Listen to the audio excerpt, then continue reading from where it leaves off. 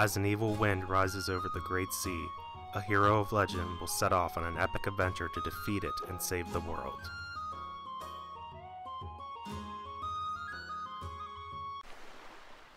Hello everyone, this is ToadinWonderland. Welcome back to more of Let's Play The Legend of Zelda The Wind Waker HD. We are back at Windfall Island, ready to take care of some business, hopefully. If I don't get it the first time, this is a part where it really depends on luck as far as the item appearing. We're here to obtain the fast sale, and in order to get it, you have to come to the evening auction that is on this island. And it must be nighttime. If it's not going to be nighttime when you get back to Windfall Island, there is a way that you can fix it, which I will show after the auction. Again, this depends whether or not the item that he's going to feature is actually going to be the fast sale, that is. We'll find out here in just a minute. I was getting distracted by his English text. He was asking me like tons of questions with choices to them.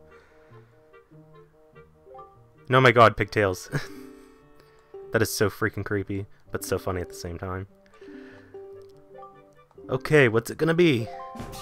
A heart piece. Well, there we go. That is much better. I'll explain here in just a second how you can change the item relatively fast. But let me go ahead and explain. Oh gosh, it starts at 100 rupees. As tempting as a heart piece was, I really did not want to bid it.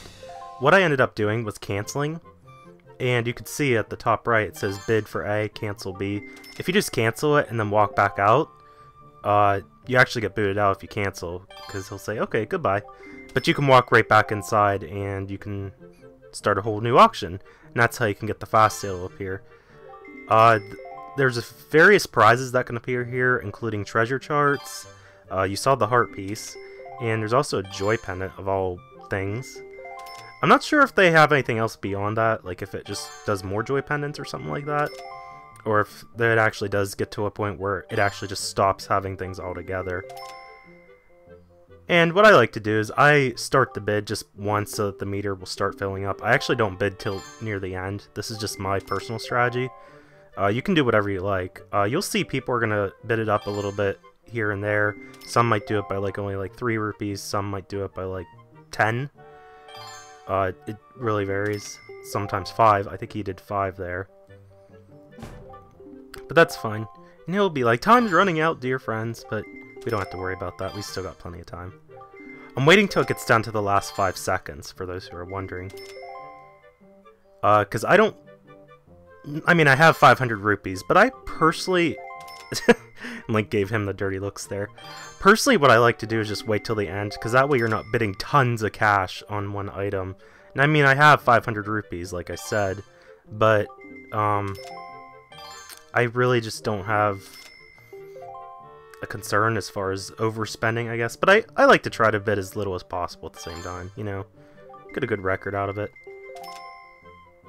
As I say that, I'm getting more and more concerned, because it's actually getting up to double of what the original bid was, but that's fine. That's fine. No, we're not done bidding. I'm just waiting for them to do their business first. And like they need a fast sale, none of these people, except maybe the one guy with the yellow shirt and the blue vest, I think his name's Gummy if I remember right. Okay, bid. Bid, bid, bid, bid, bid, bid, bid, bid, bid, bid, bid, bid, bid, bid, bid, bid. We're getting there. We're so close. With 1 second left, it is time for me to bid. Okay, 270 is what I'm going to do. It's enough to put them in shock. I probably didn't even have to do that much, but, you know. Sold! Here ends the auction. So the swift sale goes to me. So, for 270, that's actually not bad. Most people, I think, have said that they spend usually over 300 to get this thing, which... Again, it depends how you work the auction, so... But yeah, in order to bid, you have to fill the meter completely, so that's why I like to start it at the beginning, like just push it once or twice, or even a few times in between.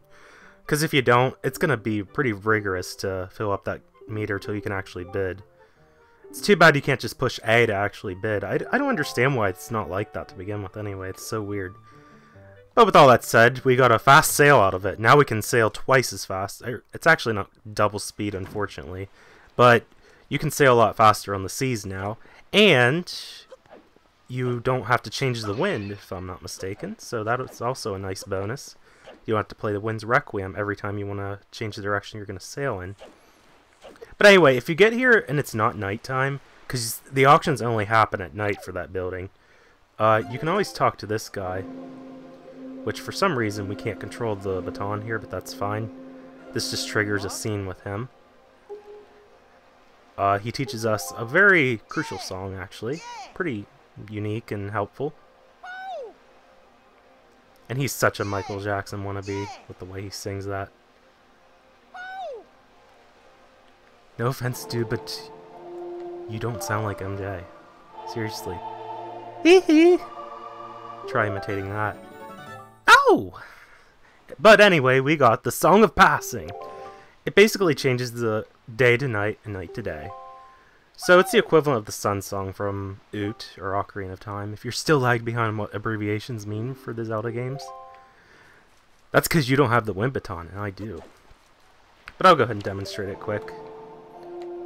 I mean, you probably already know what it is just because I explained it there, but hey, what the heck, let's go ahead and show it off anyway. But we have 2 out of 6 songs altogether with the Wind Baton there.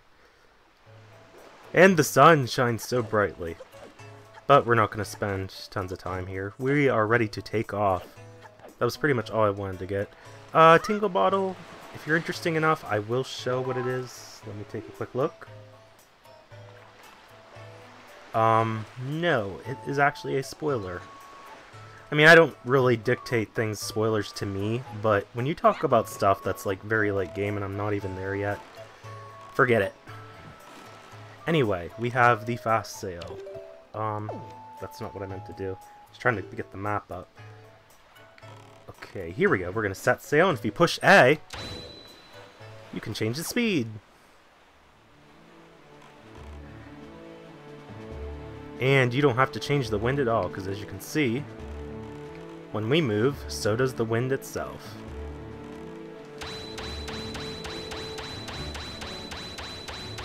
That's totally not going to get old for you. And hey, what gives, you big douche? I was heading the way that we were supposed to go. Fine, guess we can't take diagonal shortcuts, so we have to go this way and then sail to Fire Mountain. Oh, so here's Paw Print Isle. I'm still gonna skip it. I mean, I know you can get like a heart piece and different things like that there. I really don't want to stop for that though. But yeah, check out this speed. Link definitely has his ass in gear now, moving this fast. I'm so glad I turned around to go get it though, because seriously, I did not want to do the normal sailing. And you jerk! Stop that! I'm going the way we're supposed to go. I don't know what his problem is. I'm gonna try to turn around again. And sure, we'll go ahead and get this. Okay, you know what? We'll skip it. I'm sorry I stopped for that. I was trying to get something that could have been cool, but he's gonna stop us from doing so. And spewing mountain of lava. We can't do anything about that right now. We're just going to go and skip it. So, while we're out at sea here, I guess some things I could talk about. How's everyone doing? First of all, I feel like I have to ask that. Well, I don't have to ask it, but I like to. I kind of like to know what you guys are up to. And I'm sorry, I did want to address this a lot sooner, but I'm just now thinking about it. I'm really sorry that the King of Red Lions wants to be a douche and not let me go the way I want to go. I'm sorry about that. But that's not what I wanted to talk about. What I wanted to talk about, and once I figure out which way I'm going so I don't get lost, is he not going to let me go over to that side? Like, seriously? Because if not, that is such a dick move. But that's not what I wanted to talk about. Let me see if I can get the subject in, guys. What I wanted to talk about is, I'm sorry if I'm a little slow on addressing comments. Because I've seen that I had a handful that I've not even looked at yet, actually. I'll try to get to them as soon as possible. Because I do know some people like to ask me questions. So, you know, I try to keep that in mind for when I look at that stuff. But I've been pretty busy this week, actually. Mainly college related, but other things going on, especially for this weekend. And he's not going to let me go over there. I was kind of hoping he would, because I was going to show something that you could get early. Which, we can still do that, but we might have to wait until after the Forbidden Woods till he'll let us go over there. And yes, that is the second dungeon. If you didn't know that, again, I don't know what you've been up to not know that, but that's where we're headed. But yeah, I just have some stuff going on this weekend that's going to really keep me from getting a lot done. Because college sucks sometimes, you know? Like, seriously. And I have a class, like, it's a senior seminar class, and I don't know if anyone's ever had anything like it, but they suck. Like, I don't know if it's just mine, but the one I've had is terrible.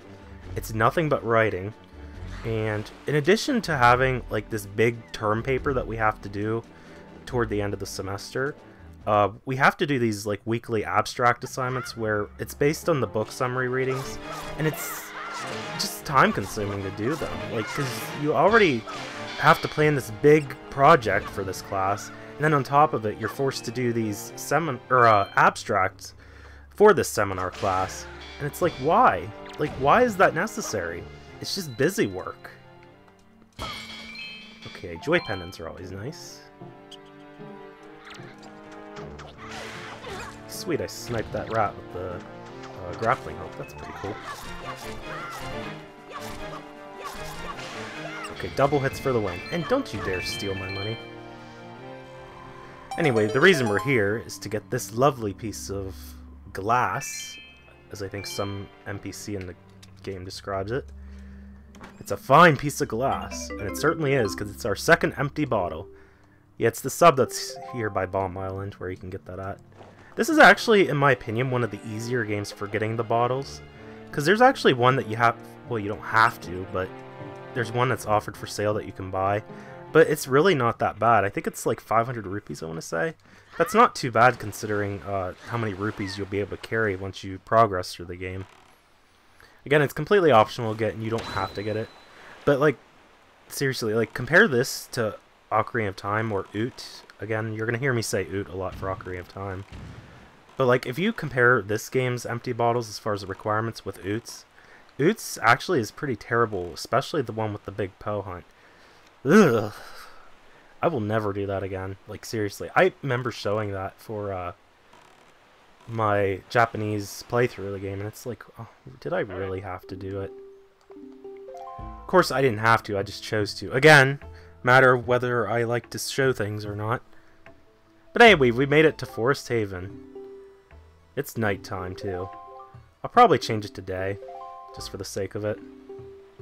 Because this place is actually a lot nicer in the day. Oops. Playing the wrong song there. There we go. And because I already played the song once, we don't have to sit through the whole entire song again. It does it pretty quick, so it's nice that it actually, like, skips the reanimation process. And are you interesting enough? Let me take a quick look at it here, hold on.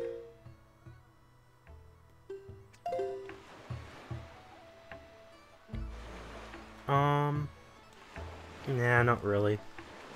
Some of this is cool, but, like, I feel like a lot of the stuff that was early on was even cooler. Okay, guys, I'm back. I'm sorry about that. I actually didn't have to cut because I was failing at this. As you can see, I actually did pull it off correctly there, because I'm now under the water. Yay! I made it.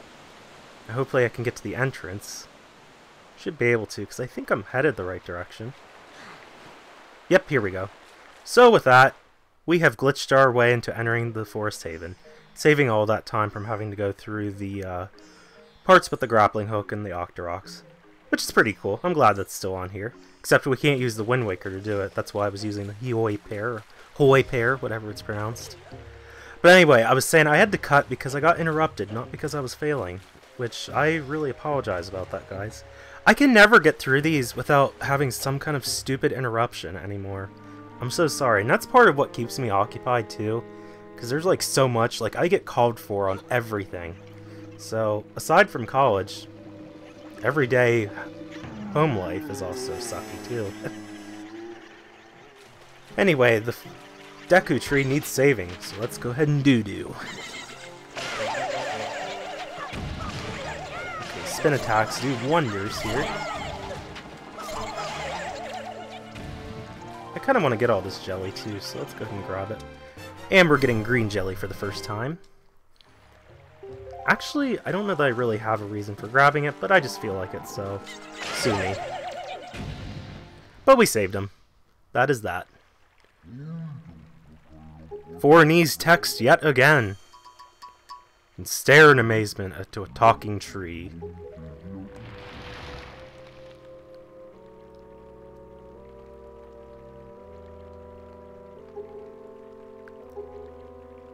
So yes, according to Hyoi Historia, or did it say that? I don't remember if it did or not, but I believe it was confirmed that this is the same Deku Tree sprout that was from Oot. I mean, it makes sense. Zelda has this thing, I might have said about this before, but if you can assume that something is true, like with the various theories and such between games as far as the timeline being established, I do know that the Koroks were the Kokiri. I remember that was confirmed. And I'm pretty sure it was in Hyoi Historia as well. But anyway, I was saying, like, if you can assume a theory is true between Zelda games as far as different myths or possibilities or any kind of connections between the games, it probably is true. Because Hyoi Historia has pretty much proven a lot of theories that people have had over the years here. Now, what people don't understand is, I think it's still not for sure, like, if Forest Haven or the Forbidden Woods is the Kokiri Forest, or even the inside of the old Deku Tree. So, like I said, Forest Haven could be the previous Deku Tree that we're now inside, or it could be the Forbidden Woods, or they could be the Kokiri Forest altogether. That we don't know. I think there was even one that even suggested the Lost Woods, but iffy on that. That doesn't really seem likely to me. I kind of like the theory that this is the Deku Tree itself, the original one that we're inside. But again, I don't know 100% if that's true or not. And we have another broken item in this game that we have to hike our way up to get. But it shouldn't be too bad.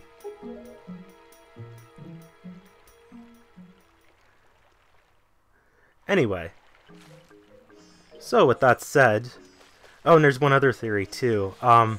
Some people like to say that the Kokiri had burned the original Deku Tree to use for firewood. Which, that's a possibility too, you know, for survival. That could totally make sense. But anyway, I'm looking at my time here. We're getting kind of long, so I am going to stop the video here. Next time, we'll make our way up to the top of this Deku Tree, the new Sprout, who's now grown up, and get our broken item, and head for the second dungeon. Till then, this is ToadinWonderland. I will see you guys next time. See you guys later.